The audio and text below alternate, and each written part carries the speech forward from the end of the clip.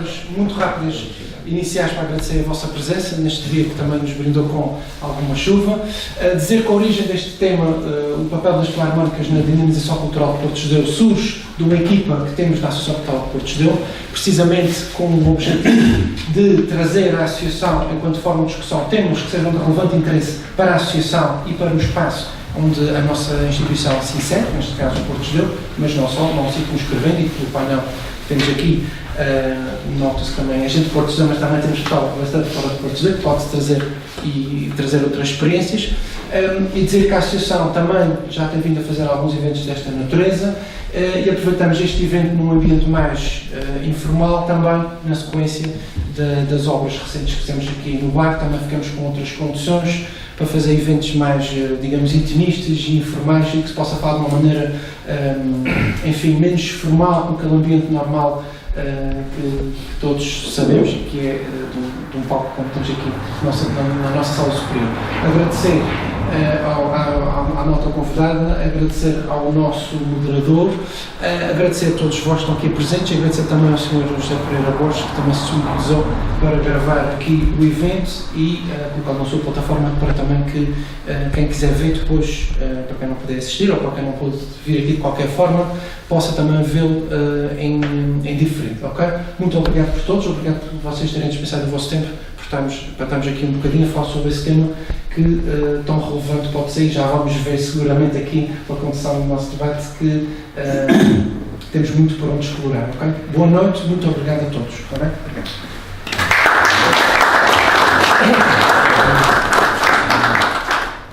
Boa noite a todos, boa noite ali ao Sr. Presidente. Eu, em meu nome pessoal, queria agradecer o convite para moderar este debate. Felizmente, a Associação Cultural de Porto Judeu tem apostado em mim para estes eventos, para estas coisas. Tem-me promovido e eu estou muito grato. Eu vou apresentar aqui o pessoal do painel.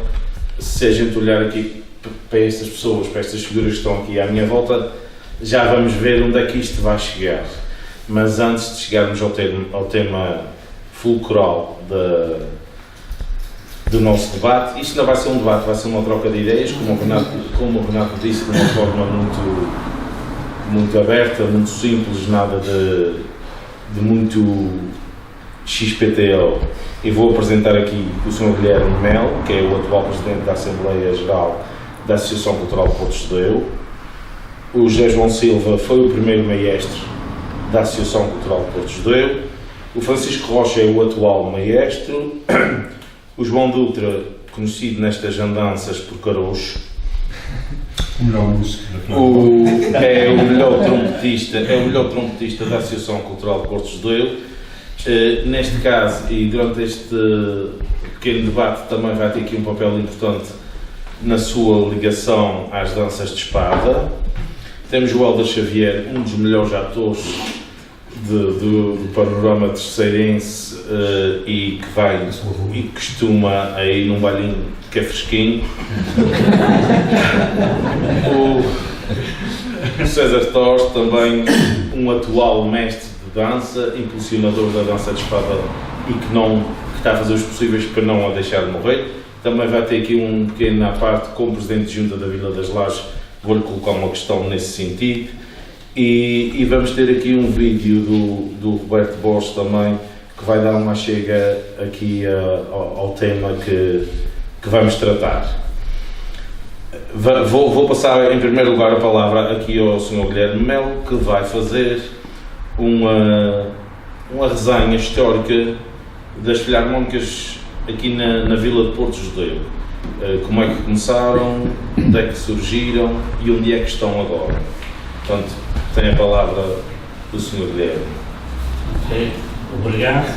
Boa noite a todos. Obrigado também pela oportunidade de participar neste encontro.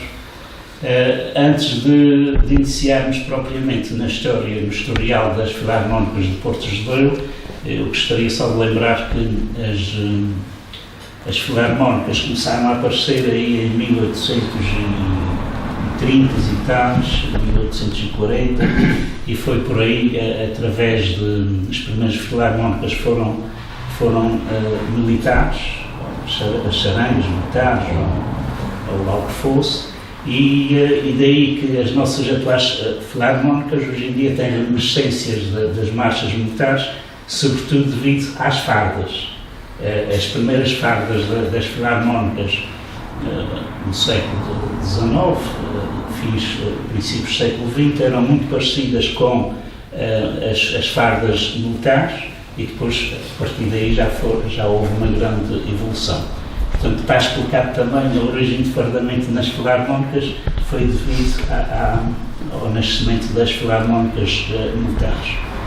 O Porto Judeu inicia o historial das filarmónicas de Porto Judeu com a primeira notícia que há registro de uma filarmónica no Porto Judeu, que foi publicada na União de 8 de março de 1904, e dizia assim: o domingo realizou-se no Porto Judeu a procissão de passos, com muito bom tempo e com grande concorrência do povo.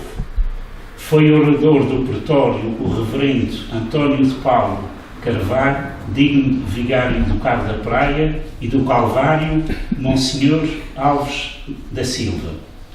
Serviu pela primeira vez na procissão uma boa imagem de Nossa Senhora da Soledade e um pálio de Damasco. Atrás do pálio tocou a nova filarmónica do Porto Judeu, que se apresentou muito razoavelmente, não obstante o pouco tempo que tem de exercício. Com esta, ficam existindo na ilha 10 filarmónicas, sendo 2 na Ribeirinha, esta do Porto Judeu, uma em São Sebastião, uma nas Fontinhas, uma nos Altares, uma na Serreta, uma em Santa Bárbara e 2 em Angra, além da banda militar. Portanto, está aqui o contexto e o único registro que se conhece da primeira filarmónica do Porto Judeu. Chamava-se a Sociedade Filarmónica Recreio de Santo António e, portanto, foi estreada nessa procissão no domingo 6 de março de 1904, portanto, precisamente há 120 anos. Contudo, os estatutos desta filarmónica são apenas datados a 5 de dezembro de 1932 e aprovados a 14 de dezembro de 1932 pelo governador civil de Angra do Heroísmo. Estávamos já no período de Estado Novo com Salazar no governo. Aqui uma parte também, só em termos históricos, é que quando isso foi em 1904, aquilo estávamos ali no fim da monarquia, períodos muito conturbados, provavelmente nem havia legislação que obrigasse a que houvesse estatutos e a constituição desses grupos. O Salazar, então, a partir de 1926, começou a ordenar essas coisas todas. Esta filarmónica, mais tarde, é integrada na Casa do Povo Porto Judeu, cujos estatutos datam de 27 de maio de 1936. Passa a ser a segunda filarmónica, agora denominada Filarmónica da Casa do Povo de Porto Judeu. Convém lembrar aqui também que as Casas de Povo foram instituídas por Salazar, sendo construídas sedes das Casas de Povo para as atividades de caráter cultural e recreativo e, atendendo ao regime, não eram permitido o funcionamento de outra organização ou associação recreativa que contrariasse ou embaraçasse a Casa de Povo, conforme determinava o artigo 26 do Decreto-Lei 30.710, de 29 de agosto de 1940. Portanto, estava ali Salazar a marcar terreno, Casas de Povo era só aquelas e mais nenhumas. O Governo de Estado Novo comparticipava às despesas de manutenção das sedes e apoiava reduzidamente as atividades. As direções eram nomeadas pelo Governo através do Instituto Nacional de Trabalho e Previdência, que depois passou a chamar-se Inatel. De referir, também agora já uma parte, mas nesse contexto penso que é importante também referirmos isso, os 2 clubes de futebol aqui de Porto Judeu também inicialmente estiveram sob a proteção dessas 2 instituições, o Barreiro na Casa do Povo Porto Judeu e os Juliões na Casa dos Pescadores. Também tínhamos a Casa dos Pescadores.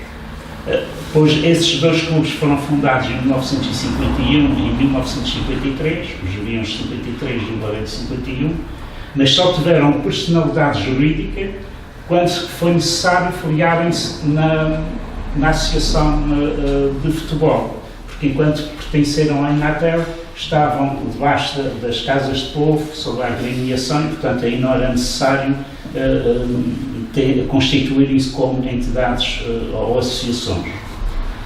Portanto, a terceira e quarta filarmónica nasceram por divergências numa dança de espada, intitulada A Batalha da Salga, portanto, e aqui que já começam as quesílias do Porto de Judeiro. A Batalha da Salga, em 1951, que pertencia ao grupo de teatro da Casa do Povo Porto de Judeiro. Portanto, aqui havia quem continuou com aquela dança, mas houve pessoal do mesmo grupo que não gostou que fosse escolhida aquela dança.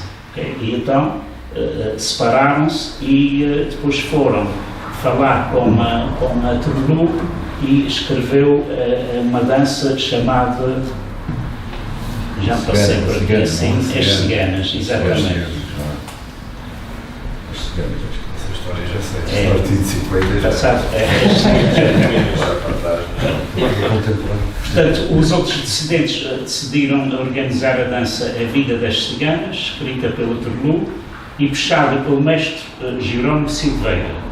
E mais tarde formaram a Sociedade Instrutiva e Recreativa de Santo António, com estatutos aprovados em 26 de julho de 1958 e construíram esta sede. Com o aparecimento desta nova filarmónica, é desfalcada a Filarmónica da Casa do Povo, acabou por encerrar a sua atividade. Portanto, tivemos ali um tempo, as filarmónicas também eram de reduzido número, uns passaram-se para a Brianda Pereira Castelhanos, os outros depois formaram os Ciganos e depois então lá ficamos sem a Filarmónica da Casa do Povo. O período áureo destas duas filarmónicas foi desde a década de 1960 até finais do século XX, com a construção das suas sedes, grupos de teatro, as suas filarmónicas. Daí que apareceram grandes valores e já agora também se diga que o teatro que apareceu não foi tanto, na minha opinião, na minha leitura, não foi tanto por as pessoas gostarem muito de teatro. Penso que foi devido à necessidade de angariar fundos para o pagamento das dívidas, porque as sociedades na altura foram construídas pelo povo, pelos sócios, e houve, por exemplo, no caso dos castelhanos, houve pessoas que hipotecaram as suas casas para fazer o levantamento, para pagarem a sede. Aqui também foi assim parecido. E daí que a angariação de fundos que era possível fazer era através dos grupos de teatro, e então aí tinham que trabalhar bastante. Em 1 de janeiro de 1999, por ocasião da inauguração da sede de Barreiro, a Filarmónica da Brianda Pereira executou o seu hino com 9 músicos. Foi? Com 9 músicos. E depois, a partir daí, foi no final dessa execução, os músicos decidiram parar com a Filarmónica. A Filarmónica de Santo António já tinha cessado a sua atividade há cerca de 1 ano antes e, portanto, a sua sede encontrava-se já encerrada. Portanto, nos anos de 1999 e 2000 não tivemos praticamente filarmónicas, no entanto, as mesmas chegaram a atuar, depois aqui o José João poderá dar melhor do que eu o contributo, numa deslocação que fizemos já à Graciosa com as nossas duas marchas populares e que se conseguiu juntar as duas filarmónicas, castelhanos e ciganos, mas que foi para acompanhar as nossas marchas. A deslocação, aqui assim, a partir daqui foi criado um movimento entre os músicos para a sua união, um movimento que foi liderado aqui pelo músico, o professor José João Silva, o qual depois solicitou à Junta de Freguesia e Casa do Povo que conduzisse o processo, pois que embora os músicos estivessem de acordo para que houvesse a união, contudo, as direções das sociedades, os sócios, os nossos imigrantes, na sua maioria estavam contra que houvesse a unificação das nossas filarmónicas. Era necessário então criar um projeto credível junto das Assembleias Gerais, uma situação pacífica que não originasse novas guerras. E daí que foi interessante apresentar-se essas propostas. Na altura foi a Junta de Freguesia que liderou esse processo todo, pediu Assembleias Gerais nos castelhanos, nos ceganos. O processo aqui em cima foi bastante pacífico, tivemos praticamente a aprovação por unanimidade, só tivemos aqui em cima, só tivemos uma pessoa que absteve-se. Já ali na Sociedade de Brenda Pereira isso foi muito complicado, porque mesmo da própria mesa da Assembleia Geral havia um grupo de opositores à criação da Filarmónica Única, e por aí assim também meteu-se um bocadinho de política. Infelizmente, isso hoje em dia tem que se dizer, a Junta de Freguesia era PSD, um dos membros da mesa era um dirigente do PS, o qual e conselheiro, e portanto também aqui, infelizmente, a política onde se mete acaba por estragar um bocado o arranjo. Mas felizmente conseguiu-se, por exemplo, ali na Assembleia Geral, que foi bastante participada. A nossa estratégia era que as pessoas pudessem votar de braço no ar para a gente ver quem é que estava a favor ou não, porque a maioria que falávamos, muitos diziam que queriam apoiar, mas a mesa da Assembleia Geral obrigou a que fosse o voto secreto.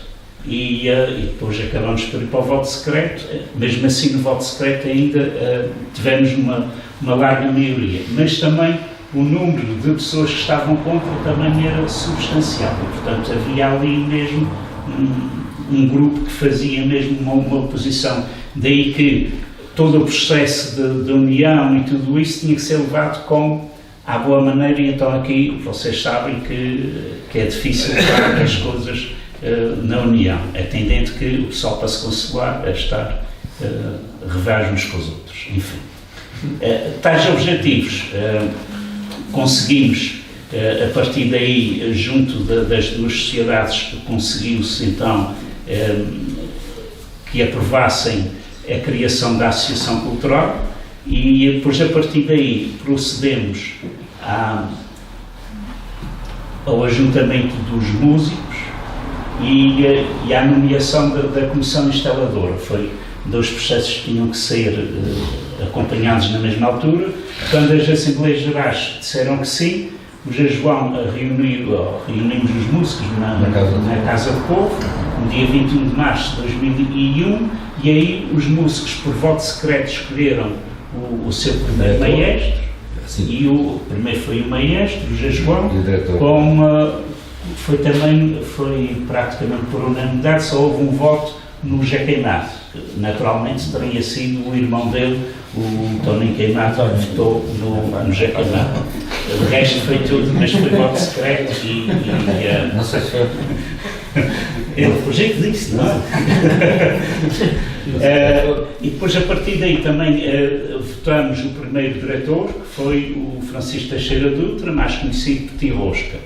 Foi também foi uma das pessoas que já não está entre nós, mas que foi daquelas pessoas que tocou música na Casa do Povo, na Filarmónica da Casa do Povo, nos Ceganos, e foi um dos grandes impulsionadores da nossa Filarmónica de 2001.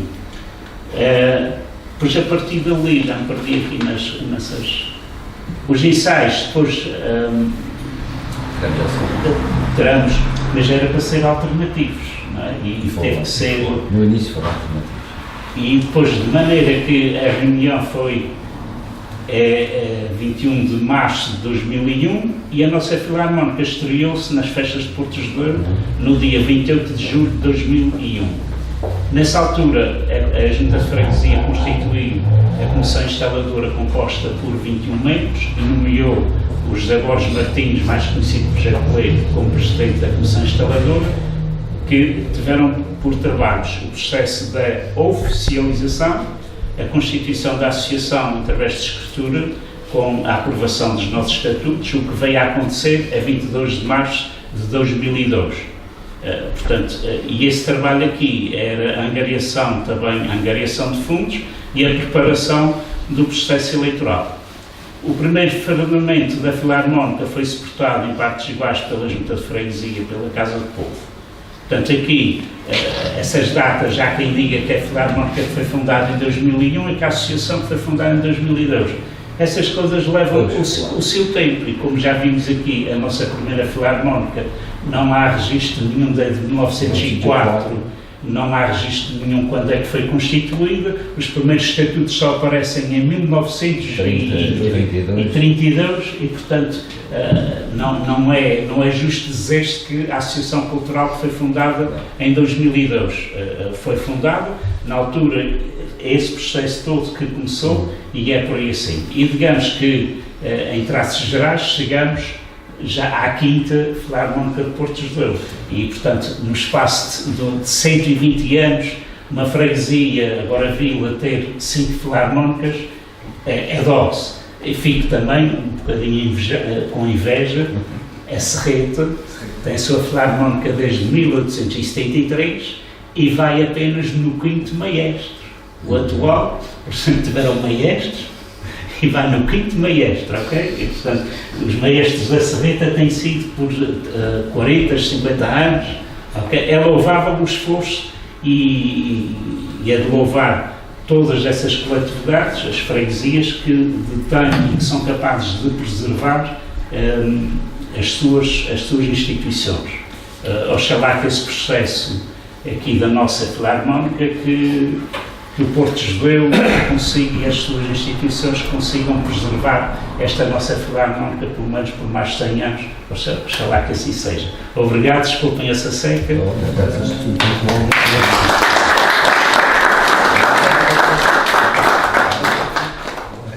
Antes de passar a palavra aqui ao professor José João, queria só fazer uma à parte.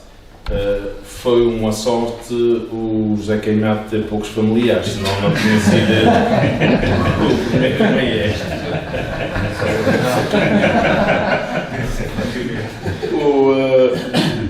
O professor José João foi, como foi dito, o primeiro maestro da Associação Cultural de Porto Judeu, e eu gostava que ele nos pusesse mais ou menos a par quais foram as dificuldades de pegarem músicos de duas bandas que eram rivais. Embora os músicos, a rivalidade não fosse tanto pelos músicos, mas mais pelas direções, mas pegar em músicos que eram de bandas rivais e pô-los todos a tocar a mesma coisa. Pois, a ideia era essa, era pô-los a tocar a mesma coisa, às vezes não acertava muito bem, às vezes não calhava. Pronto, mas foi um processo muito, um pouco difícil. A única coisa fácil nisto realmente foi a vontade dos músicos, porque senão não era possível. Realmente as pessoas, os sócios, as pessoas que estavam desligadas da música, de tocar música diretamente, as pessoas que estão um bocadinho fora, claro que não conhecem a nossa realidade, é normal, e então iam muito pela instituição, por ser a sociedade de X ou Y, o meu avô trabalhou naquela sociedade, e o outro dizia que o pai tinha pintado a sociedade não sei quantos anos, e o outro pôs uma pedra, e o outro pôs uma janela, não sei. E são pessoas que eram um bocadinho desligadas do que era a realidade de música. E nós, como músicos, estávamos mais a pensar e mais preocupados efetivamente com a qualidade musical, que na altura andava pela Rua das Amarguras, os mais velhos lembram-se disso, e portanto a ideia era juntar o que restava, digamos assim, os cacos, de uma filarmónica e outra, e começar um processo novo. Pronto, e foi bem aceito. Aqui o nosso amigo Guilherme já explicou basicamente tudo. Bem aceito, se bem que houve alguns músicos, dos mais velhos, que nunca se juntaram a esse processo. E houve coisas interessantes.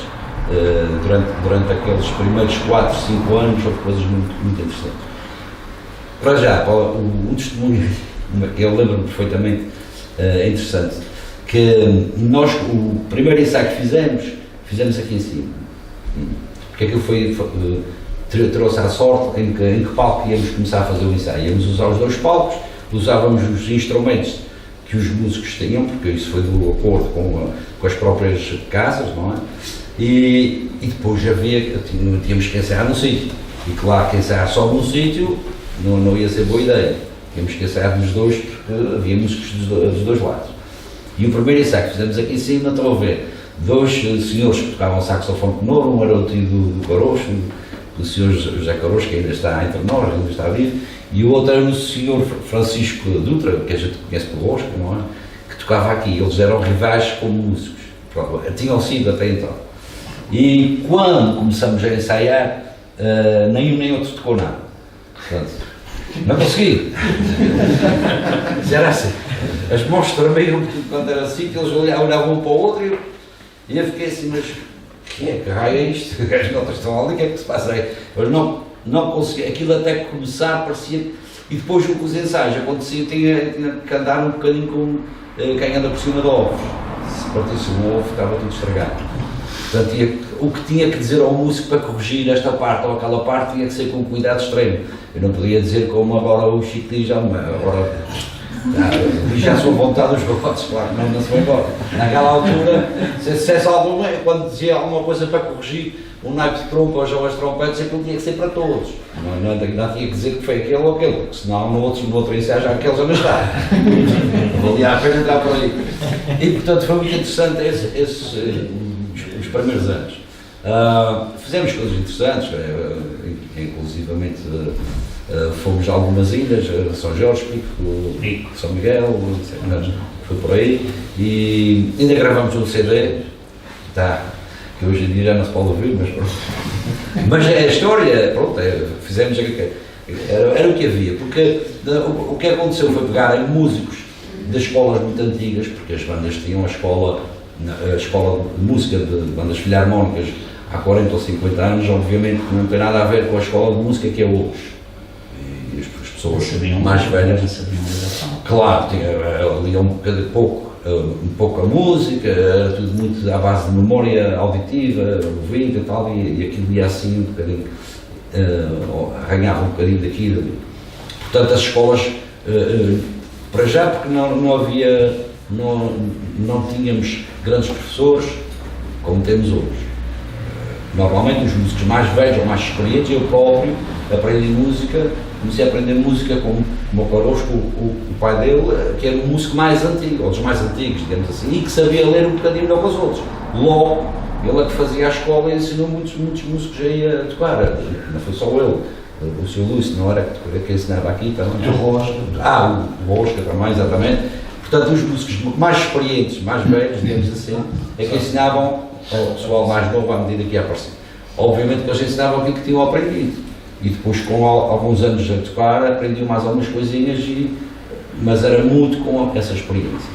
Hoje, claro que já temos professores formados é diferente. É mais fácil pegar aliás, os miúdos já sabem tocar, já sabem ler pauta mesmo, é diferente.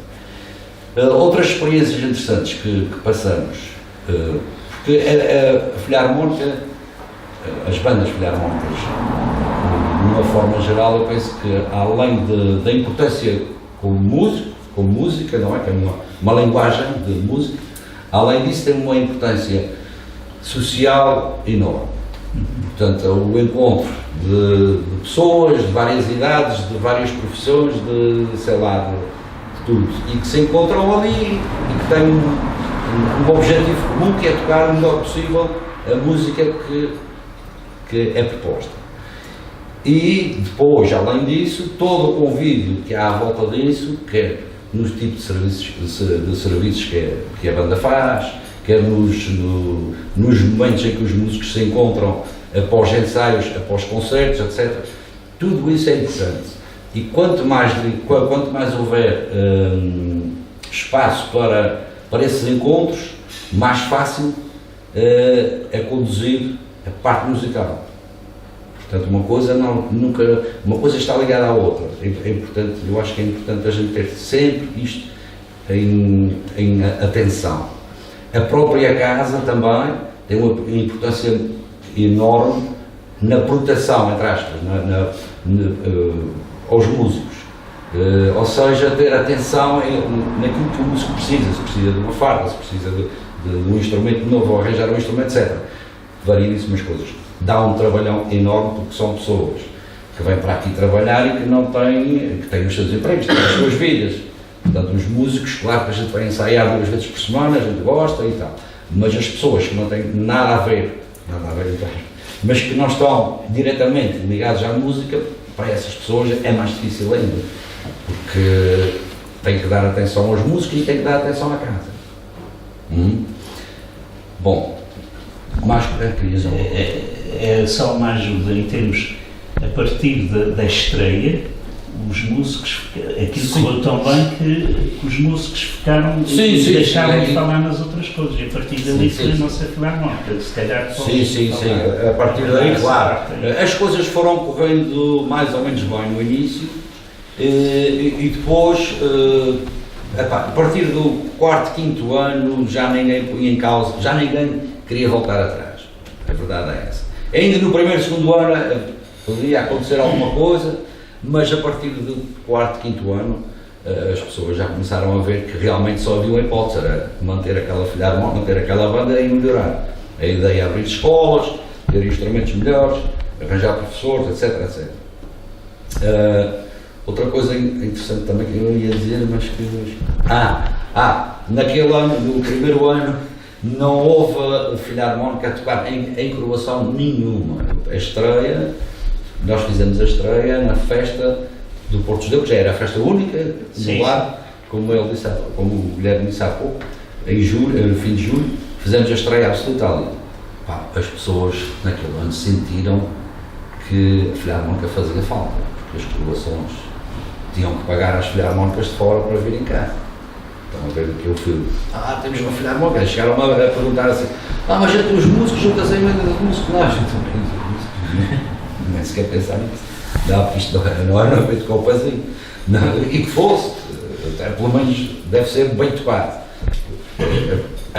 Eu acho que a gente, seja ou fazer concerto, ou procissão, ou coroação, ou pezinho, porque até devemos tocar sempre o melhor possível, porque senão também é falta de respeito ao Divino Espírito Santo. Vamos tocar mal isto é uma brincadeira, isso é o Espírito Santo, não interessa, é uma coroação, vamos embora a meia dúzia deles, a gente toca uma marcha dura, é fazer pouco. E portanto, foi complicado. Naquele ano as pessoas sentiram que a filarmónica fazia falta. Não só as procissões, que também não houve, não é? Mas também as coroações.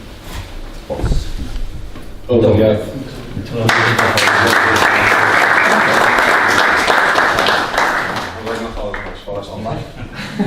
Eu vou passar agora aqui a palavra ao meu amigo Chico, que era músico de uma dessas filarmónicas e que neste momento é o atual maestro da Associação Cultural. Já perguntei ao João, vou-te voltar a perguntar a ti, qual eram as dificuldades no início, se os músicos de uma filarmónica achavam que tocavam melhor do que a outra, se também ficaste sem tocar com mais aqueles 2 senhores ao pé do outro que estava ao teu lado. Os músicos castelhanos eram sempre melhores que os Eu queria que eu dissesse isso. Estás-me a perguntar toda a minha opinião. Ainda hoje é. Sim. O sangue é sempre diferente. Não, mas a malta nova foi. E os mais velhos também eram amigos uns dos outros, só que havia sempre aquela coisa de uma cidade e da outra, mas a malta nova estavam a tocar com 7 ou 8. E na altura, quando os castelos fecharam, já não estava na banda. E depois, pouco tempo, comecei a tocar, levava um trompete, eu era trompetista, só que depois para entrar ao Borges e esses caras, não vou outro lugar, mas ainda gosto de tocar trompete, só os dedos.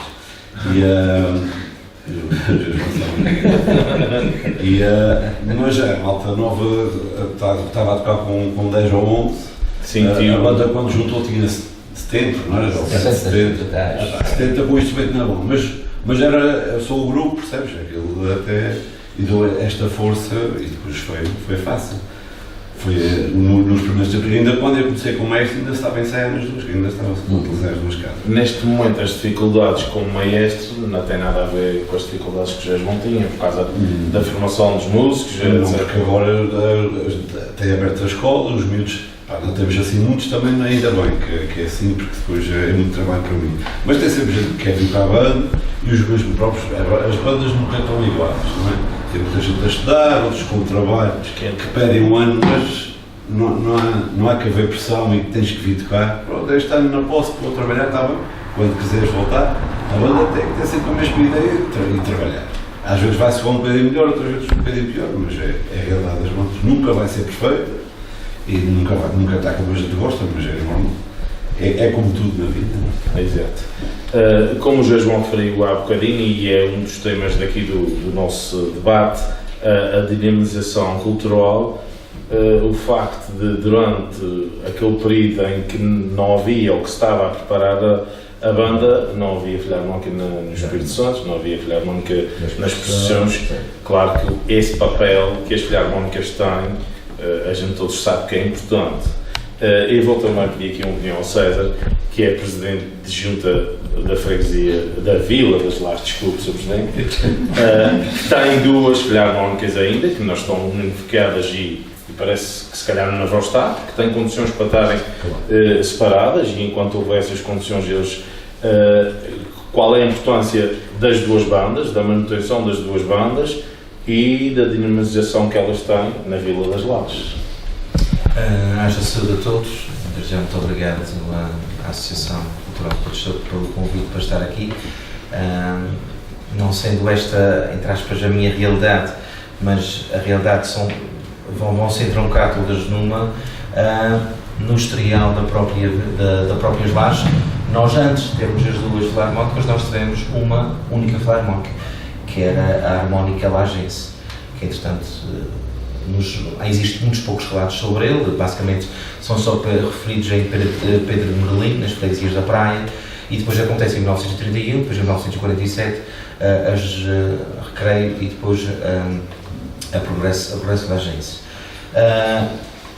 Eu sou apologista que o povo é quem mais ordena, e se o povo em si não criou, porque o facto da separação foi um acontecimento que houve, que gerou realmente este conflito que se gerou.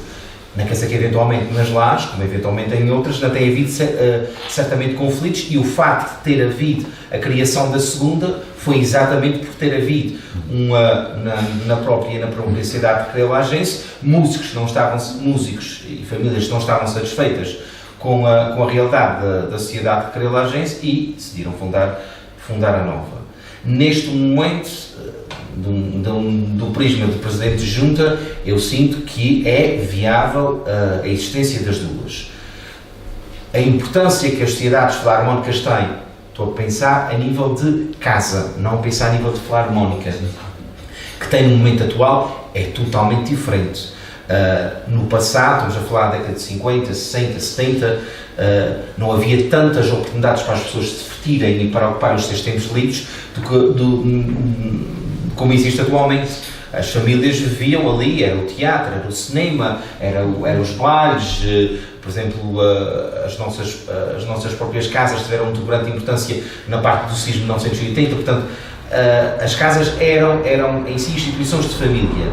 Ao longo dos anos, claro que foi aparecendo outros tipos de espetáculos, de eventos, de casas, de oportunidades para sair da própria região. A própria imigração também retirou muita gente também a estas próprias casas, e eu sinto que as casas neste momento estão vazias, okay? Vazias de gente, e o grande fenómeno que existe neste momento é arranjar direções para as próprias casas. As filarmónicas em si, eu sinto que elas, com mais ou menos dificuldade, elas mantêm-se muito ativas, porque existe muita procura. A tradição, seja a nível de carnaval, seja a nível de Espírito Santo, seja a nível de festas, faz com que a filarmónica seja ainda apetecível, principalmente para os mais novos. E aqui, principalmente, os maestros conseguem perceber, porque é um grupo facilmente de integração social. As crianças entram e rapidamente, com se calhar 2 anos, se calhar pegam um instrumento, já tem um grupo de amigos, já tem, ou seja, uma interação social bastante importante. E eu sinto que, apesar de tudo, mas lá tem um momento, tem 3 escolas em que tem à volta de 230, 250 crianças, portanto ainda tem massa crítica a nível de crianças e adolescentes para alimentar as 2 filarmónicas, E eventualmente, claro que umas preferem ir para o conservatório, outras vão para o balé, etc, mas ainda aumenta-se. O futuro eventualmente vai dizer como é que a situação é constituída. Eu sinto que existe menos rivalidade, se bem que a rivalidade é sempre um fator que permite haver maior esforço, não digo competição, há competição negativa e positiva, mas às vezes ajuda. Graças a Deus acho eu que tem-se sentido com os mais novos esta proximidade. Sou testemunha, não sei se isso acontecia, de que havia músicos e sócios de uma das sociedades que não frequentavam a sociedade de Plesselangense e vice-versa. Neste momento, com as novas gerações, isto ainda existe, não vou dizer que não existe, mas está muito mais apaziguado, porque já existe outra forma de encarar e porque se calhar muitos já se lembram porque é que as coisas foram constituídas daquela forma. Se calhar hoje em dia para eles uma filarmónica seria suficiente, mas naquele tempo pronto, as pessoas também viviam de forma mais acesa, hoje em dia se calhar vivem mais desgarrados das coisas, não estão tanto presos a estas coisas. Mas o que eu sinto, e para sintetizar, David, é que existe espaço para tal e mais uma vez é o povo que diz. Se o povo até agora não se criou numa situação, o que a gente temos que fazer de maneira é que eu como presidente junto e toda a minha equipa, é de fazer de maneira que a gente consiga, eu costumo dizer que a coalhar verdura, ou seja, há situações em que a gente, portanto, nem toda a gente tem os mesmos feitios, às vezes a gente temos que tentar ou reunir ou sentar, já por exemplo, uma situação, por exemplo, como é uma festa de freguesia, uma festa de vila, as comissões têm que se sentar para saber como é que as filarmónicas vão se apresentar. Isto é aquele trabalho que tem que ser feito, como em tudo na vida, que é trabalho de proximidade ideal. Só assim é que a gente consegue estar. Exato. Obrigado, César. Muito bom.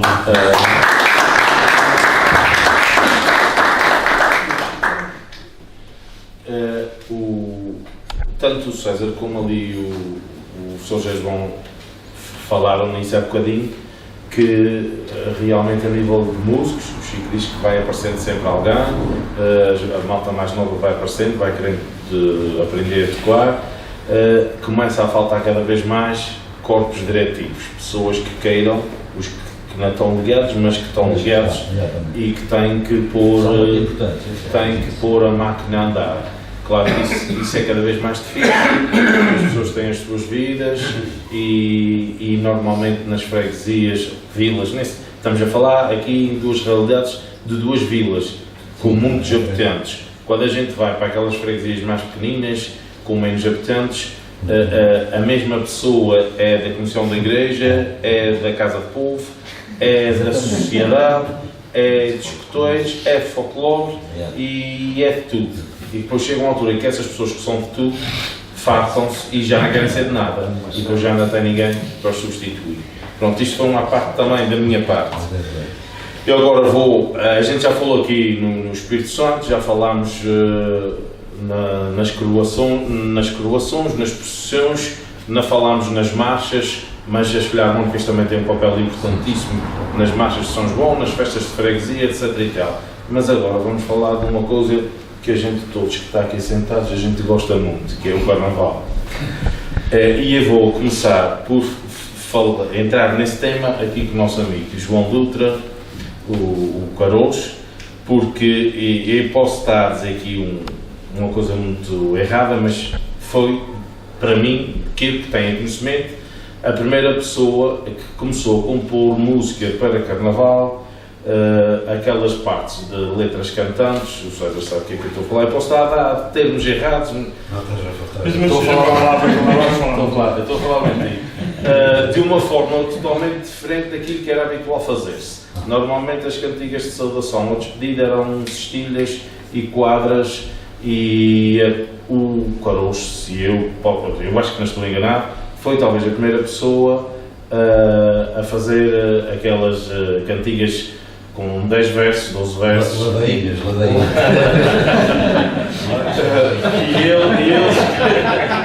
E ele escrevia as letras e escrevia a letra e compunha a música. Portanto, isto também é um bocadinho da evolução musical no Carnaval. E queria que ele falasse um bocadinho sobre isso, como é que surgiu essa ideia, se foi da experiência de música que ele tinha, como é que isso surgiu? Diz coisas, Jorginho.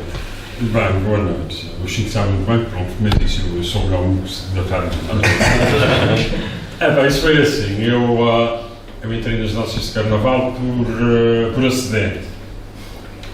Eles estavam a ensaiar uma dança na Casa do Povo ainda antiga e a gente estava, na altura, a formar o grupo Terra dos Bravos, no grupo de música popular. E a gente estava a ensaiar cá fora. Eu tinha feito as musiquinhas para a dança, algumas coisas, pronto, era só do ouvido, fazia umas musiquinhas gravadas no acordeão. E lá por um motivo qualquer, o mestre que era para puxar a dança lá, chatearam-se e ia ficar sem mestre.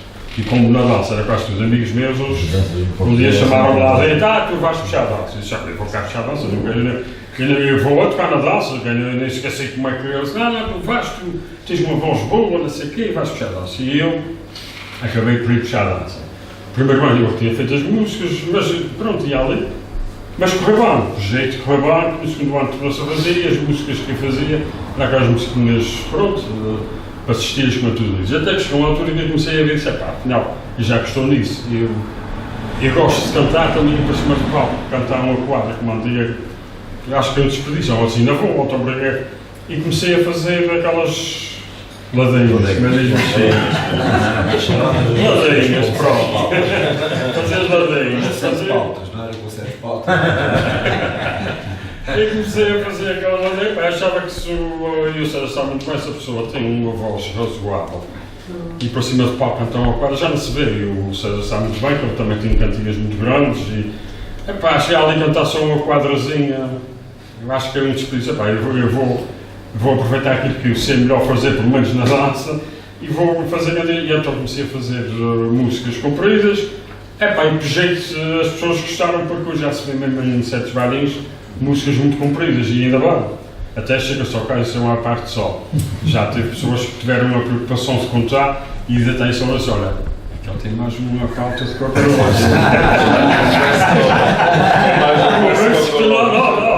O Carocha, nunca tive a preocupação de contar quantas eram, eu sei que era demais, principalmente assim que dava uma branca. Eu achava que eu pedia montes de vezes porque tinha feito todos compridos, assim dava uma branca, mas pronto, mas foi assim, e de facto não sei se fui o primeiro, mas pelo menos não me lembro de antes, os mestres das danças cantar cantigas, até eu próprio nas primeiras danças que eu puxei, também era um assistível, umas quadras, eram coisas não precoces se faziam antes, agora se fui o primeiro, se não foi, não sei, eu sei que pelo menos fiz, que achei que devia ser daquela maneira e aí pegou e eu já se vê muitas ladeiras, não é? César, o que é que achas dessa evolução a nível musical? Não é porque está aqui, está adiante do Sr. João Carocho, que é uma referência.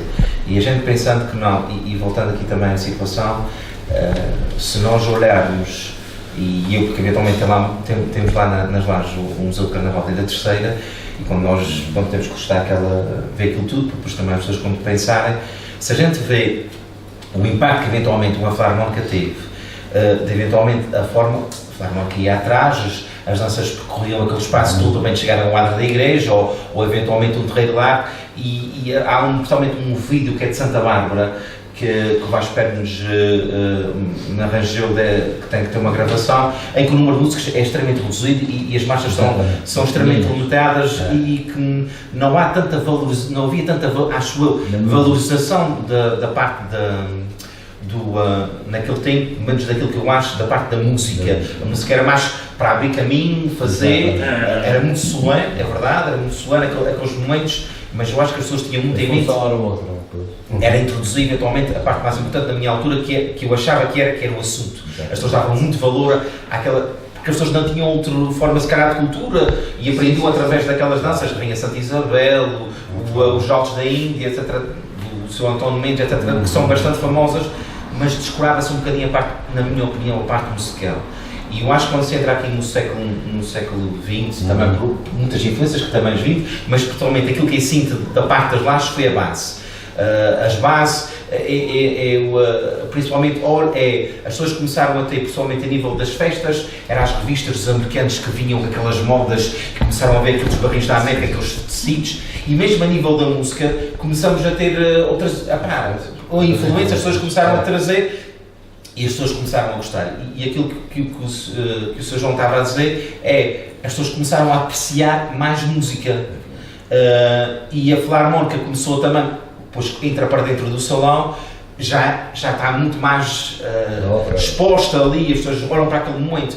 E hoje em dia eu acho que ainda está ainda mais valorizado. As pessoas cada vez mais bebem a parte da música e são pomos e pessoas para apontar a aquela gente estava desafinada, porque as pessoas têm outra cultura musical, é verdade.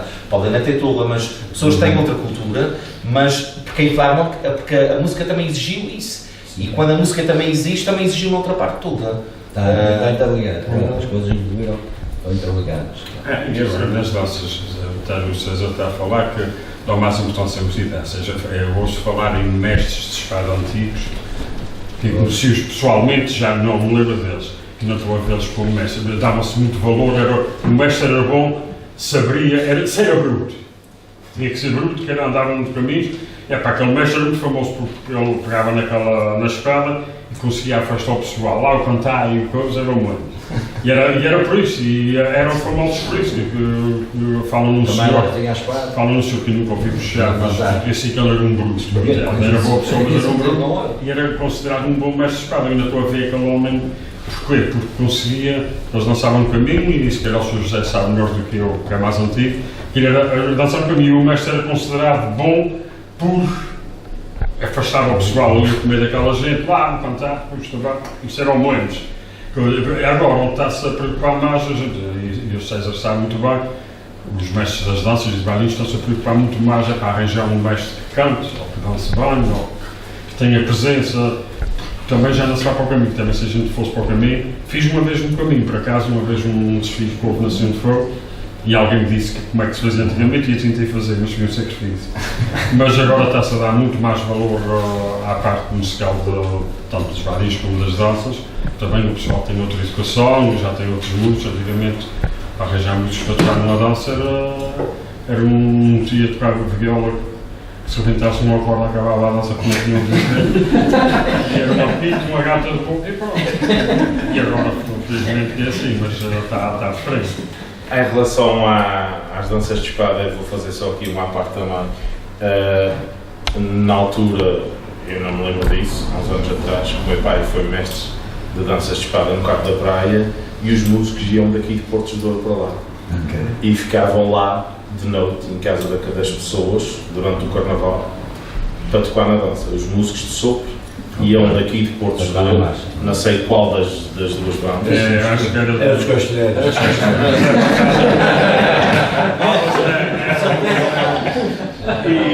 Mas os ciganos chegaram a fazer. Os castelheiros E eles ficavam lá em casa das pessoas, dos elementos da dança, ficavam um em casa de um em casa do outro, durante aqueles dias de Carnaval, e depois saíam a tocar na dança, a tal dificuldade, porque lá nunca houve Filarmónica, nunca houve instrumental de sopro. O Helder veio do Boninho e ainda não disse nada, e ele vai ter que dizer qualquer coisa agora. Até agora devemos a falar das danças de espada. Agora vamos entrar na parte dos bailinhos, e ele também vai ter que, apesar de o bailinho que ele vai, não é exemplo para ninguém, mas ele vai dar aqui também a sua opinião acerca da evolução a nível musical nos bailinhos, a nível instrumental, começaram a entrar os papapá, piripipi, e o que é que isso também fez com que os arranjos tivessem que fazer para não ficar atrás da parte musical. Isso existe sempre uma grande competitividade em relação a isso. Competição. Obrigado, David. Primeiro, eu fui enganado. Eu acho que pensava que tinha os anos de 51 anos. Uma salva de palmas. Segundo, e pegando no que tu acabaste de dizer ainda há pouco, eu sou de uma freguesia que também nunca teve filharmónica. Houve uma tentativa, muito recente, mas que não, as coisas não funcionaram e os 2 ou 3 músicos que ainda tocam alguma coisa uniram-se aos altares. A freguesia, assim. Eu, quando conheço esta gente deste bailinho, já apanhei, foi aquela fusão, já foi depois de 2001, e então, mas gosto de ouvir estas histórias e gostei bastante aqui da sua apresentação porque aprendi mais um pouquinho destas andanças de rivalidades. Como estava a dizer, o Raminho não teve filharmónica, mas teve uma coisa muito importante, que é a sua contemporânea, que foi um grupo de violas. E então cordas, naquela freguesia com 400 e poucas pessoas, não se compara com estas vilas que a gente está aqui a falar, tem grandes cordas, tem grandes vozes, tem grandes autores, uns mais antigos, outros mais recentes. Mas, por acidente também, eu venho para aqui, para o Porto de Estoril, ver o Carnaval. E a primeira vez que entrei, em 2003 ou 2004, foi a tocar violão, que era o único instrumento que eu aprendi na família Batão. E já havia um GNC4, uma coisa aqui muito estranha, energética, desta família que pensava como eu, que queria sair fora de alguns estereótipos carnavalescos, e o pessoal já fazia isto muito natural. E eu gostava dos trabalhos que se faziam aqui, já conhecia o Roberto Borges, e depois entrei e realmente vi as coisas em termos musicais, esta influência destes senhores que estão aqui, em termos teatrais, com este senhor que está aqui, aprendi muito e ainda estou a aprender. E vi na realidade não vou dizer que foi uma revolução, mas foi uma revoluçãozinha que ainda está a decorrer, e muito bem. É tradição, mas para não ser folclore tem que estar vivo, não é? E o Carnaval felizmente está assim, e este grupo, tanto musical como teatralmente falando, acho que está num rumo muito interessante. Agora queria dar um salto atrás, só porque algumas coisas que vocês disseram aqui que fez-me lembrar coisas da minha infância. No Raminho, na minha freguesia, havia um grupo de comédias, como havia cá. Isto estamos a falar, minha tia, que tem 88, salvo erro, fez parte desse grupo de comédias, já ela contava que havia um intercâmbio interessantíssimo aqui com falei nesta dinâmica cultural, um intercâmbio que alguns senhores podem se lembrar, não sei, como aqui com o Porto de Estoril, um grupo de comédias super conhecido, o nosso era mais pequenino, mas faziam um intercâmbio, as festas, faziam cá, ficavam cá, e eles iam lá para cima e também ficavam lá. Porque os transportes eram os biscoitos também, altares eventualmente, a serreta, que também sempre foi forte com comédias, e tinha uma filharmónica mais antiga, sabes, não é? E é isso. Onde é que eu ia? Não, lembrei-me só desta. Estavas da serreta só com esta agora.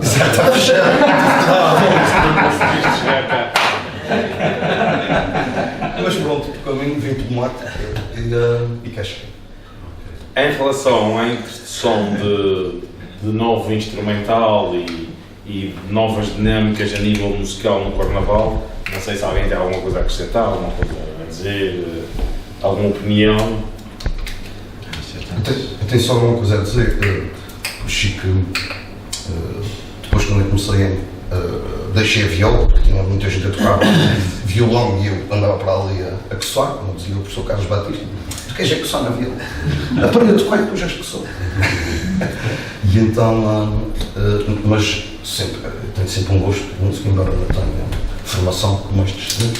E eu gosto sempre de meter um ferrinho, isto é uma parte demasiado longa. Então, eu levo sempre um ferrinho na algebeira, tu sabes isso, e então, às vezes no ensaio, na coisa, o Chico olha para mim, não estás certo, não estás. E eu gosto de estar sempre assim. E então eu faço a surpresa num dia a gente vai para a rua para o Carnaval, e de repente, e agora ele já deixa. Eu sou quase 20 anos. Também já aprendi. Exato, leva muito tempo a aprender isso. Essa nota tem algumas dificuldades. Sim, senhor, Sr. Guilherme, diga. Eu queria só retocar aqui duas situações. Uma que não foi abordada e que, com o aparecimento das filarmónicas, acabaram por, digamos, matar os foliões que acompanhavam Muito bom. as festas do Espírito Santo. Ao fim e ao cabo, fiquei curioso nisso, porque é que os foliões existiam e, de facto, a função deles era o acompanhamento do Espírito Santo e todo aquele cerimonial, e depois foram as filarmónicas que os foram substituir e isso depois foram desaparecer. Curiosamente, acho que, não sei de música, mas se calhar era interessante saber, algumas das músicas, e parece que dos cantos dos foliões, o pezinho do Bezerra acho que era de uma marcha ou de uma canção dos foliões. Se calhar era interessante depois pesquisar essa situação. Deve haver com certeza influências dos foliões para muitas músicas que nós hoje em dia já falamos que são do Espírito Santo, que é o pezinho, e até há outras, tipo de rezas e de pledainhas, como estava a dizer. E do pouco que já li, havia foliões na Vila Nova que diferenciavam, tinham outro tipo de cantar diferente dos outros, e portanto isso seria também, se calhar, estudar alguma coisa para fazer lembrar isso. Mas eu acho que aqui em Porto estejam com a foliões ou... Não, aqui não, porque não, mas o Espírito Santo sabia isso. Sim. Antes disso. O Espírito Santo é muito forte.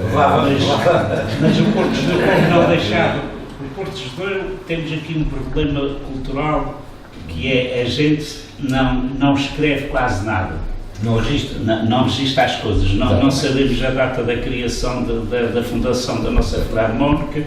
Já vamos no quarto cemitério. Há outros que... É verdade. Enfim, exatamente. E depois vai falhando muitas das coisas. Aliás, damos cabo de muita coisa. A última coisa que fizemos na nossa igreja foi quando se levantou aquele sobrado. Quando levantaram um sobrado, e isso foi talvez já há 30, 40 anos, o primeiro cemitério que o Porto Judeu teve apareceu todo lá. Aquelas cantarilhas e tal. Se quisermos ver algumas pedras desse cemitério, é irem à porta da frente da nossa igreja, aquelas pedras, aquelas cantarilhas ali embaixo, são 5 pedras tumulares, que é o que falta. Havia algumas nos degraus do lado de lá, ali junto da junta de freguesia, mas tivemos uma comissão da igreja que estava preocupado por aparecer ali algumas coisas que mandaram tocar aquelas cantarias todas. E, portanto, foi mesmo assassinar, e já agora que estamos a falar nisso, tiveram quase a substituir aquela talha dourada que temos na nossa igreja. A nossa igreja tem das talhas douradas mais riquíssimas e talvez mais antigas que existem aqui na terceira. Mas há pessoal que estava incomodado que a madeira já estava há processões e a intenção já era tirar aquela talha dourada que já estava a ficar bem.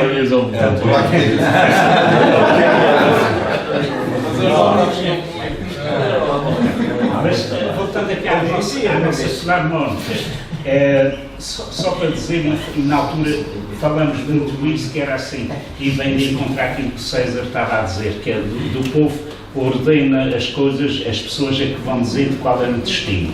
E de facto aqui, quando ficamos sem as filarmónicas, nós não tínhamos condições para continuar com as duas filarmónicas, ok? E isso, infelizmente, não foi entendido pelos sócios das duas e sobretudo pelos nossos imigrantes, o pessoal que já tinha imigrado na força das guerras e que não perceberam depois o problema que nós tínhamos aqui.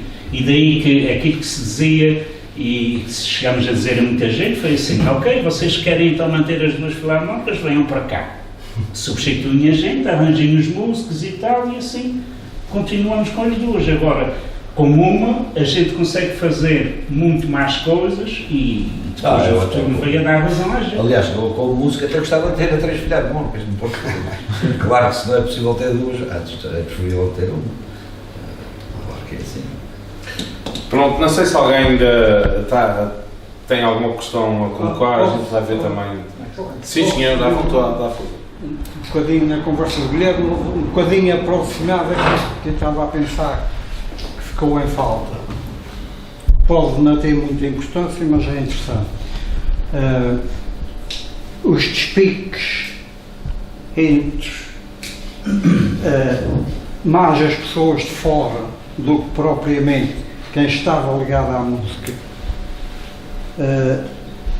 deram origem a um problema que é assim: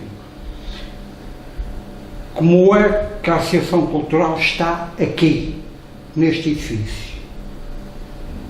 Este edifício de origem era de uma das Filarmónicas.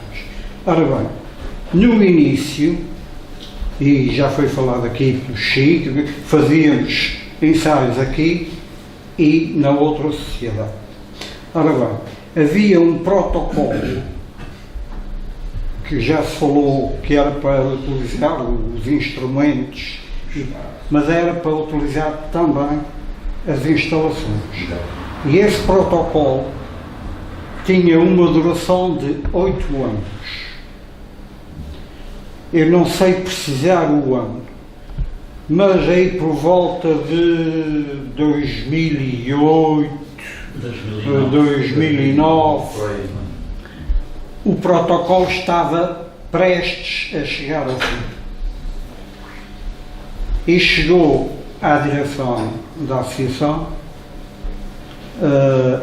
chegou uma informação de que na Sociedade dos Castelhanos, que é a tal história já agora castelhanos, por causa da tal dança da Batalha da Salga, e os castelhanos que foram derrotados ali. Chegou a informação de que nos castelhanos havia um grupo relativamente grande de sócios que não queriam renovar o protocolo. Felizmente, essa informação chegou à direção da Associação Cultural com um mês e tal de antecedência. E o que é que se começou a pensar? Bem, se eles não querem renovar o protocolo, a gente vai ter que sair daqui. E nessa altura, já praticamente todos os ensaios eram lá porque tinha melhores condições. Só que a direção ficou um bocado atrapalhada e disse: epá, e se nos chegamos dizem a mesma coisa, para onde é que a gente vai? A solução encontrada foi procurar os membros da Assembleia daqui da Casa dos Ciganos e tentar saber qual é que seria a intenção deles. O que nos foi dito foi que isto está tudo parado porque os ciganos estavam completamente inativos. Isto está tudo parado, já quase ninguém sabia quem é que era da Assembleia da Sociedade. Isto está quase parado, a gente não sabe bem como é que vai ser e começamos a procurar isto. E depois tivemos a confirmação e a realização de uma Assembleia nos castelhanos. Uma das frases era: é para fora que eles vão, e acabou-se. E o Presidente da Assembleia disse: então agora vamos eleger novos corpos gerentes da Sociedade dos Castelhanos. Não é preciso corpos gerentes, não é preciso eleições, não é preciso nada, eles vão lá para fora, que isto é nosso, e acabou-se. E isto ficou assim. Portanto, ponto assente, é para deixar aquela sociedade. E agora, como é que a gente fica? Com a batata quente na mão, a gente não sabe aqui o que é que vai dar, o que é que não vai dar. Conseguimos os estatutos desta Casa. E nesses estatutos era indicado que, uma vez que a instituição desaparecesse, o património dessa instituição seria entregue. Eu agora estou na dúvida se era à igreja, se era à Junta de Freguesia, mas eu penso que era à igreja. Ora, entregue à igreja. Lá fomos atrás dos homens da Assembleia Geral com uma proposta, que era assim: vocês estão a achar que é muito difícil arranjar pessoas para reativar a sociedade. A gente está aqui a trabalhar. Que é que não há uma doação à Associação Cultural? Então, façam uma assembleia, põe-se o problema e discute-se, mas a tempo, antes de acabar o prazo do protocolo que a gente tem. A assembleia foi feita e foi aceito fazer a doação, mas havia uma dificuldade, que era, nos estatutos, como eu tinha dito, se a instituição fosse inativa, era para entregar tudo à igreja. Só que fomos consultar um advogado que nos chamou a atenção para uma coisa, que disse assim: pois, mas tem aqui uma cláusula, que é para entregar à igreja no caso de não haver mais nenhuma instituição que tenha o mesmo tipo de objetivos de defender os assuntos culturais e tal, não sei o quê. E aí foi a salvação. Pegou-se por aí, a doação foi feita e aqui está a associação a funcionar num edifício que agora é seu. Nós vamos... Sim. Agora, se me permite só acrescentar aqui uma coisa, houve também um problema posterior, que era a questão dos instrumentos, não é? Que é, portanto, não havendo a doação do espaço, a instituição também perdeu um conjunto de instrumentos, o que fez com que o presidente de então à data, que também já fez parte de uma das direções da qual presidi, da primeira e da segunda, que era o Sr. João de Couto, teve que ir, e ele contou-me isto de forma bastante sentida, senti que foi uma tarefa complexa, tive que ir para a Direção Regional da Cultura pedir cerca de 40 a 50 mil euros para comprar o restante instrumental, porque a breve prazo ficaria sem instrumentos para tocar. Curiosamente, já digo, professor, curiosamente,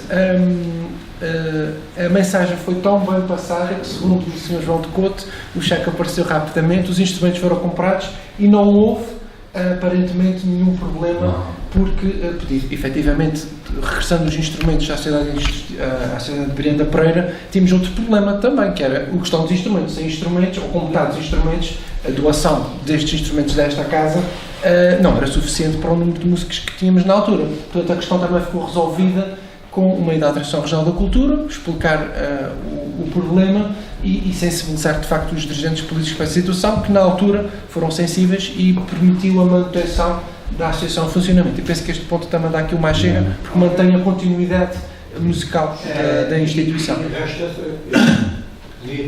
Na altura que a associação foi posta a andar das outras instalações, o instrumental que era de lá ficou lá. Ainda bem.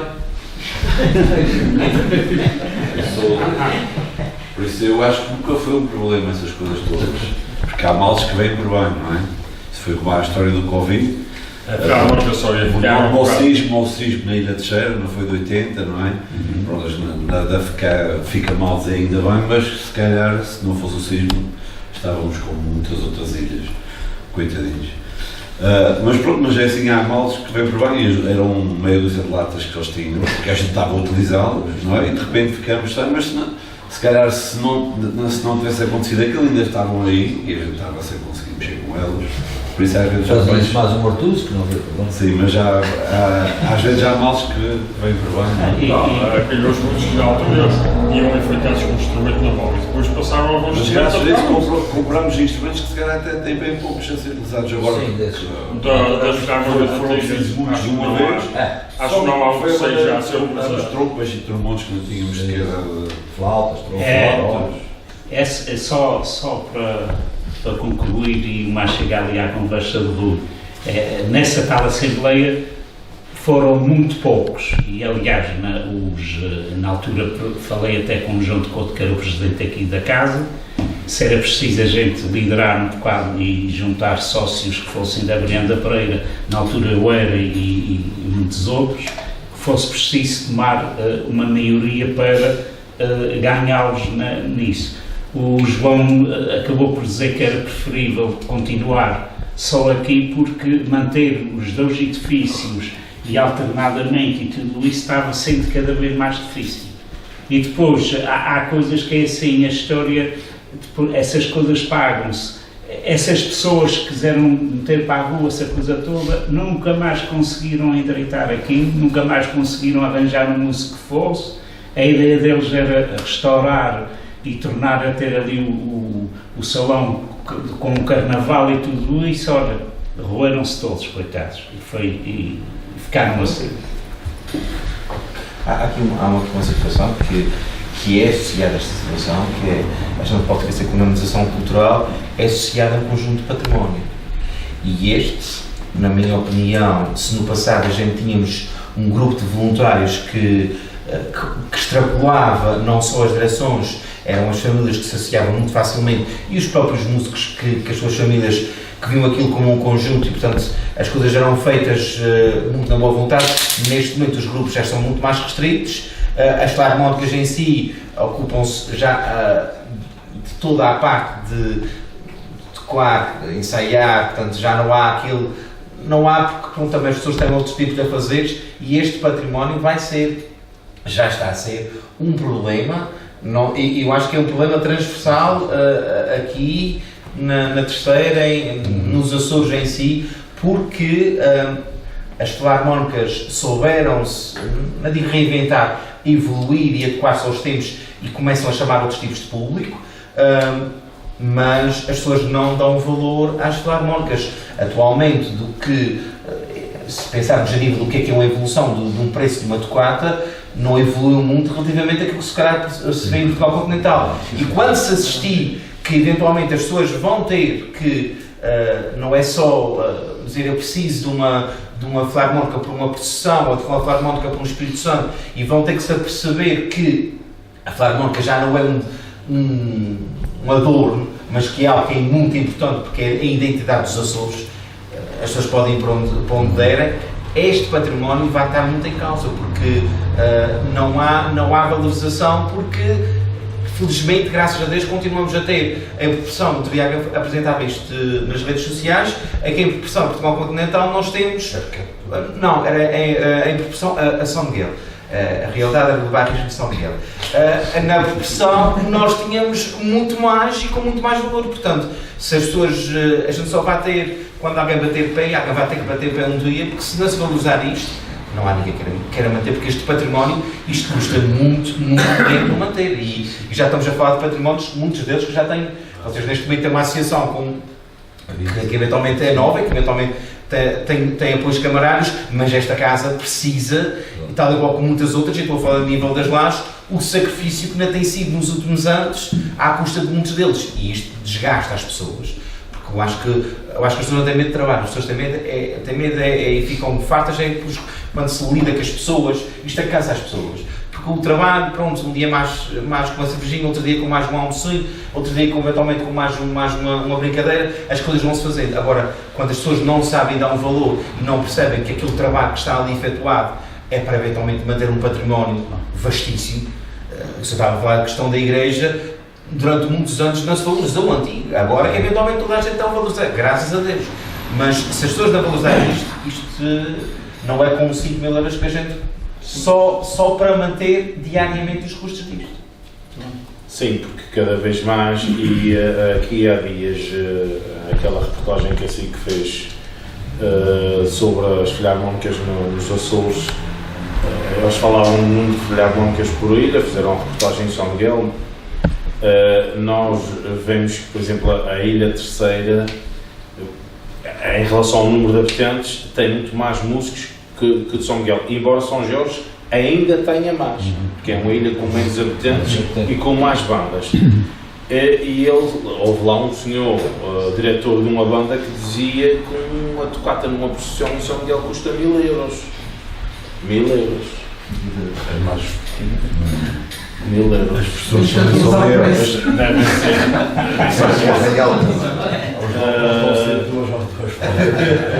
Portanto, é tal questão da valorização. Se calhar valorizam lá mais do que aquilo que se valoriza aqui. Não há todos lá. Se houvesse todos lá. O dinheiro era para os todos. Quatro touros cada um custa 1000 euros, já à vontade, são 4 só. Imagina lá 40 músicos a custar 1000 euros, não? Antes da gente terminar, e eu acho que a conversa está bastante agradável, temos explorado aqui vários temas, várias áreas, e eu acho que está a ser muito interessante. A gente também tem aqui um vídeo para ver de uma pessoa que tinha sido convidada para estar aqui connosco, mas não está cá na ilha, e então também fez um vídeo para dar a sua opinião acerca do tema. O Roberto Borges, o Nato vai passar aqui o vídeo.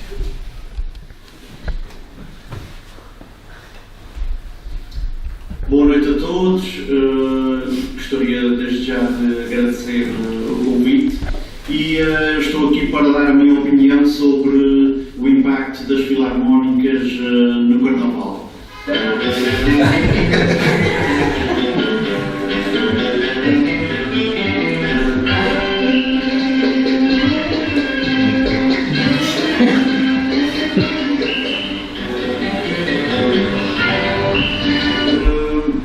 Se não houvesse filarmónicas, dificilmente o Carnaval hoje em dia não seria como é.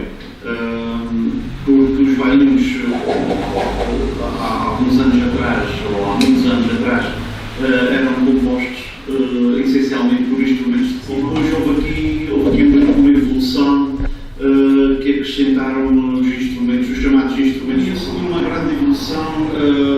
Nos últimos anos temos notado muito a nível da formação dos próprios músicos. Começam a evoluir mais, começam a procurar os conservatórios.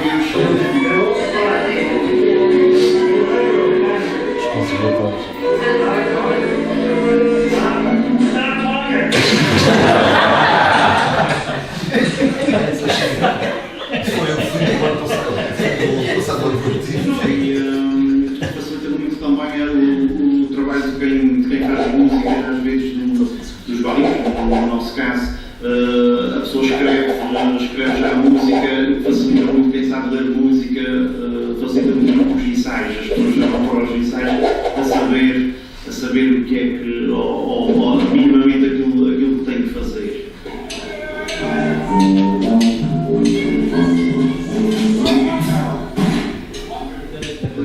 Ainda só naquele tempo em que quem tocasse com mais força, quem tocasse com mais força que era o melhor.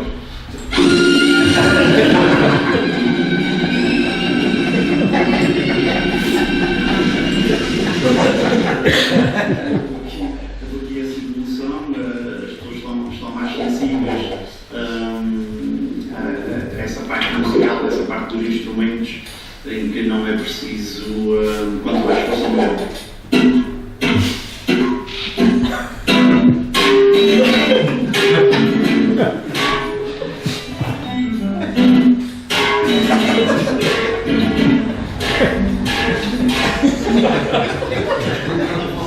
As filarmónicas estão juntas, tanto uma tem impacto na outra, porque há situações em que há pessoas que querem entrar nos bailinhos e vão para as filarmónicas aprender a tocar no instrumento.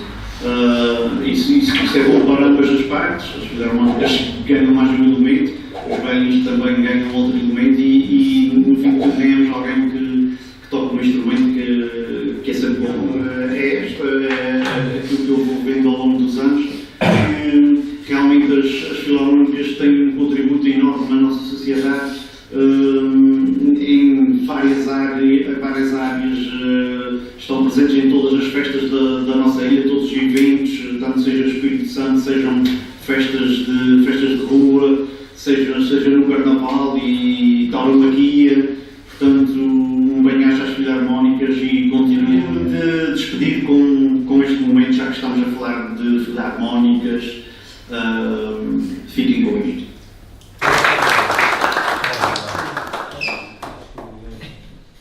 Não sei se mais alguém tem alguma coisa a acrescentar. Eu acho que o Roberto fez uma homenagem aos músicos do Chabalim.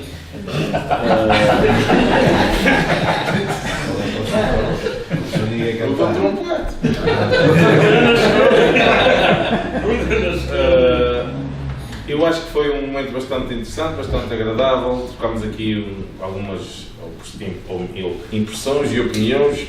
Eu acho que saímos todos daqui um bocadinho mais valorizados. Foi pena não ter mais gente, mas os que estão vão. Diz isso? Vão transmitir. Os que estão vão transmitir aos outros e vão mais enriquecidos. Não sei se o Presidente tem alguma coisa a acrescentar. Não, por acaso, não sei se ainda vou ter, mas gostava só de fazer uma pequena gasto, ou já não consegue ser mais criativo, ou o enredo está reciclado, etc. Eu não sei se passamos alguma crise de criatividade, seja a nível musical, seja a nível de escrita, seja a nível de dança, da própria dança de espada. Não sei se tenho ouvido, enfim, colegas, vamos falando por aí, e ouço, não sei se é uma coisa, isto é uma pergunta assim um bocadinho, não digo mal formulada, mas também aberta. Escolhias, não sabes escolher. Os nossos antepassados tinham pouco, sabiam valorizar o que têm. A gente hoje em dia, como temos muitas, já não sabe escolher. Primeiramente, eu acho que fica para reflexão, as pessoas têm que perceber que o Carnaval é um espetáculo extremamente caro, gratuito, eventualmente para ser explorado da forma como está, e a forma como está a ser explorado, e cada um faça o juízo eventualmente da forma como está a ser feito, faz com que as pessoas não valorizem. Antigamente, a minha mãe, eu sou do tempo das cassetes, que minha mãe já tinha cassetes, não era de vídeo, mas era cassetes de rádio, e que tem danças ainda que são famosíssimas e que ainda muita gente ainda assobia, porque fazem lá velhos tempos, e via-se o Carnaval, alimentava-se aquelas cassetes para não encher de globo depois do Carnaval. E nunca ninguém ficou ofendido de ver Carnaval depois do Carnaval, mesmo os próprios velhinhos, ok? Nem os imigrantes, ok? Essa situação de que o Carnaval tem que ser visto realmente na sua altura e eventualmente que cheira. Agora as pessoas veem o Carnaval no Carnaval, antes do Carnaval, depois do Carnaval, nas festas de São Joaninhas e as festas, festas da praia. Portanto, desculpem a minha expressão, mas parece grotesco, mas é verdade. As pessoas estão a arrotar Carnaval. Portanto, quando as pessoas não têm a saudade, como as pessoas tinham antigamente, as pessoas não valorizam. Exatamente, as pessoas não têm desconsolo de Carnaval. Portanto, e por isso é que as pessoas também, deverá também aquilo que foi a influência das filarmónicas, da própria evolução, de nós já termos muito mais contributos. As pessoas neste momento não se contentam com qualquer coisa. As pessoas facilmente acedem, rapidamente saem daqui, veem coisas boas, bonitas. As pessoas já não se contentam com qualquer tipo de roupa, com qualquer tipo de música, porque as pessoas, se calhar, vão em casa ou ver um filme ou ver um espetáculo e veem também coisas boas. Portanto, as pessoas não querem sair de casa para ver uma coisa rasca. Portanto, as pessoas já têm este tipo de opinião. Mas para se meterem, não se querem estar lá metidas. Para estarem à frente das sociedades, também não se querem meter. Mas estão lá para criticar. E também é preciso. Também é preciso. Mas é verdade, o Carnaval tornou-se exigente. Tornou-se um espetáculo que as pessoas, e isso o Sr. Coros, quando percebeu que as pessoas valorizam, as pessoas já valorizam tudo. Tudo. Antigamente, o mestre era conhecido pela sua técnica. O meu mestre, que era o Sr. Alberto, Menezes, tal como o Sr. João da Areia e outros, eram valorizados pela sua técnica. E se calhar o cantar não era se calhar tanto importante. Agora as pessoas valorizam muito cantar, as pessoas valorizam a rima, o que é que a rima diz, e se calhar gravam e depois escutam em casa, valorizam que peça que foi feita, quem é que a fez. Portanto, as pessoas vão atrás disto, e as pessoas vão atrás do que é bom. Portanto, e tem muita pena, mas infelizmente estamos neste ponto. Não quer dizer que toda a vida, a gente ouvimos dizer que o Carnaval é para todos, e todos têm espaço lá. Mas a verdade é que as pessoas estão assim, as pessoas procuram e realmente... Não sei se mais alguém tem alguma coisa a acrescentar aqui. Eu também tenho uma opinião acerca disso. E vem um bocadinho de encontrar aquilo que o César disse. Realmente evolui-se muito de há uns anos para cá. Evolui-se muito, tanto a nível musical como a nível de qualidade de... Nem sequer diga a nível de qualidade de enredos, porque as pessoas às vezes ficam já sem saber o que é que vão fazer. Mas a nível de qualidade de representação, aparece já muita gente que representa bem, que antigamente o César conhece, que é um indivíduo lá da sua vila, que eu também conheço, um rapaz que era engraçadíssimo, que não sabia ler nem escrever, e que decorava as suas falas para ir no Carnaval, e ele era muito engraçado. Hoje em dia toda a gente já sabe ler e escrever, toda a gente já tem uma boa dicção, toda a gente já tem uma boa colocação de voz, toda a gente já sabe o que é que está a fazer em cima do palco. Na maioria, claro, porque também o Carnaval tornou-se acessível a toda a gente. Toda a gente também hoje consegue organizar um bailinho, por isso existe 66 e 70 e se calhar vai ter um ano que vai ter 100 na cidade. Depois falta pessoas na plateia para assistir ao Carnaval. Toda a gente que gosta do Carnaval quer ir num bailinho. E depois ainda tem pessoas para abrir a sociedade, para tirar o foguete, para tomar conta da mesa, para bater palmas. Agora, a nível de evolução e a nível de estar estagnado, já se fez tanta coisa, já se evoluiu tanto e já há tantos formatos de bailinho. Já há bailinhos de deixas, bailinhos de revista, bailinhos de senhores, bailinhos só de senhoras, bailinhos todos cantados, bailinhos que não sei o quê. Já há de todas as maneiras e feitios. E depois as pessoas comparam os bailinhos com uma telenovela ou com um cinema, comparam um bailinho com uma telenovela ou com um cinema, ou com um espetáculo de Filipe La Féria que aparece lá de vez em quando que a RTP1 lembra-se de transmitir, não sei o quê. Claro que estamos a falar de amadores.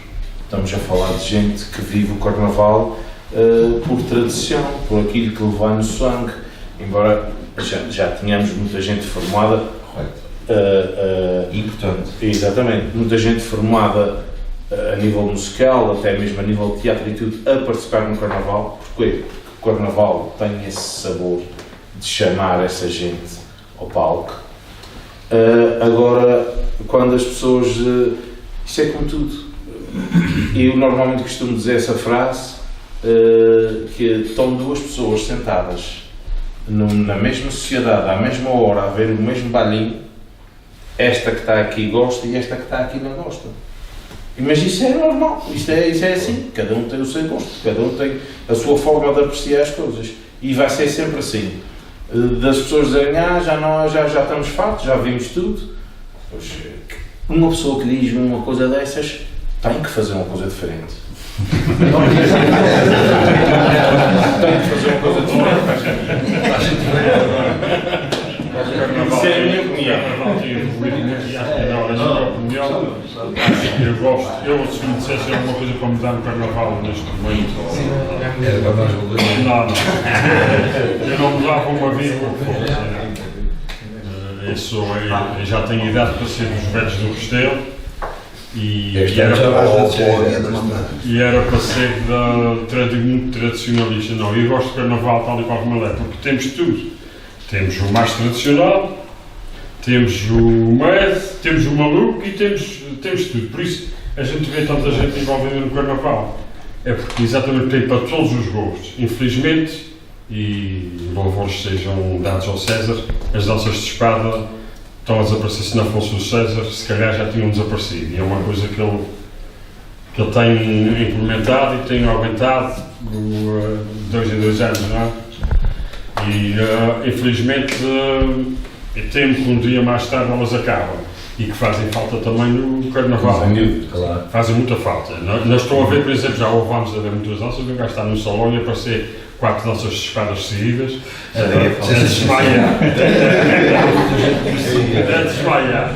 Mas tenham 3 ou 4 danças, uma só é pouco. É pouco, porque se imagina que o César, a meio na segunda dança, parte uma perna, pronto. Fica o Carnaval sem. Isto é que é um amigo.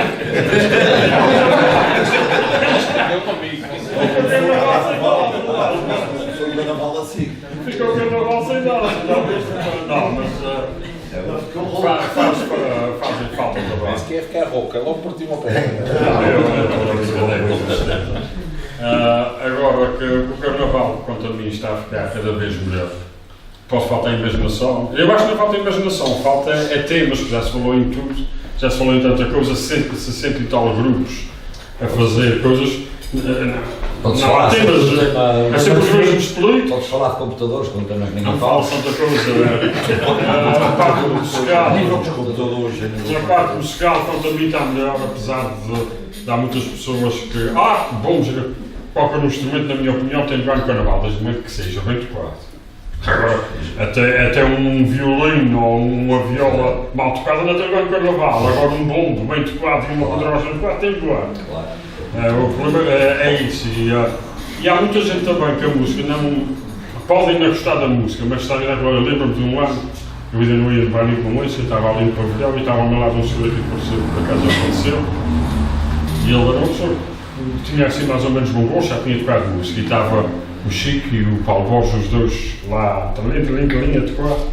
E ele estava ao meu lado assim e disse: ainda gosto dessa música, isto não diz nada. Mas eu estou-me a babar. Ele disse: eu não gosto dessa música, isto não diz nada, essa música, mas não sei porquê, a baba está-me a cair. Ele não estava a gostar, não era o tipo de música dele, mas no entanto estava a ver o que é que ele tinha. E eu que acontece a muitas coisas. Estava a levar o mãozinho, não?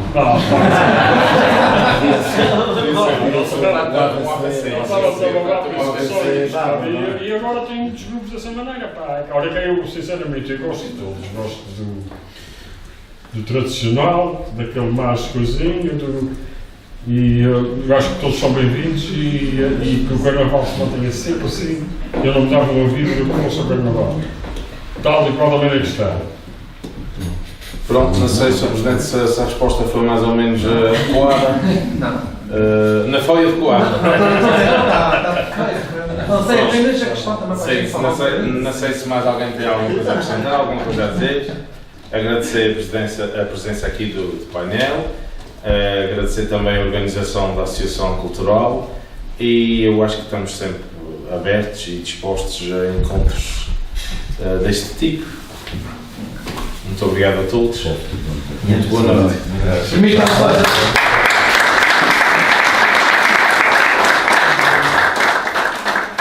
só dizer uma coisa também, agradecer a todos de novo, mas agradecer também aqui ao David.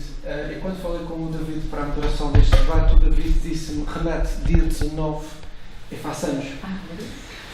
E eu disse assim: ok, pá, a gente só altera. E disse: não, o David disse-me que era um grande gosto passar este serão connosco. Portanto, David, muito obrigado. E obviamente vamos cantar. Tu fazes para sair de casa. Isso que é disto, A gente vai cantar os parabéns ao David. Mas forte.